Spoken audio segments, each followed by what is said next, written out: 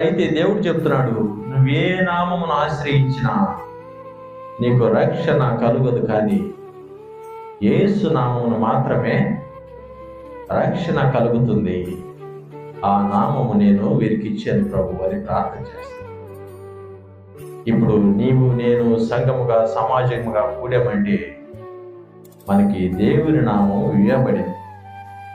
దేవుని నామంలో ప్రార్థన చేస్తాం, దేవుని నామంలో ఆరాధన చేస్తాం, దేవుని నామంలో విజ్ఞాపన చేస్తాం, దేవుని నామంలో ఉపవాసం చేస్తాం, దేవుని నామమును బట్టి దాతృత్వంగా ప్రవర్తిస్తావు, దేవుని నామమును బట్టి ఇతరులను ప్రేమిస్తావు, దేవుని నామమును బట్టి నువ్వు తగ్గించుకుంటావు.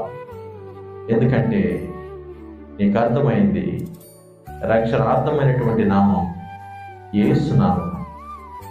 మరి దేవుడు మనకి